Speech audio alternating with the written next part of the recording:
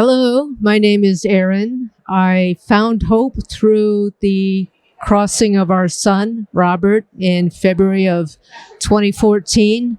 He started sending signs right away. The first sign I got was actually, we had talked about the night before looking at pictures, and he had 2 deer that he got in one day.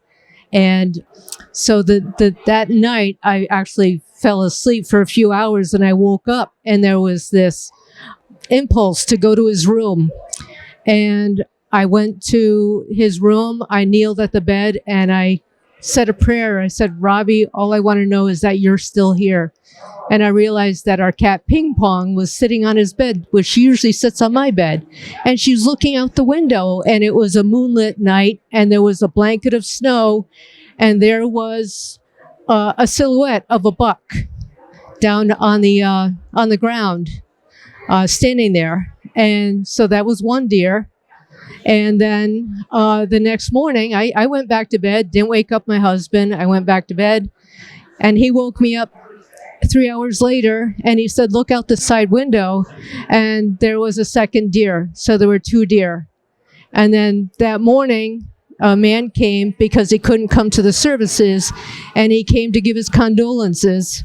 And then when he left, within a few, maybe a half hour, he came back and he said, "I saw the archery target in your front yard," and he said, "I wanted to bring you back my winter hobby." So he handed us this little white bag, and in the little white bag he left, and the little white bag was 2 deer made out of sticks. And so that was my first experience of getting the sign with the 2 deer. I was so amazed. We just looked at each other with disbelief, like this could actually happen. So that really opened up my eyes to how the synchronicities occur. And if you don't get the first sign, you get a second sign or an exclamation saying, "No, that really was me. I'm here."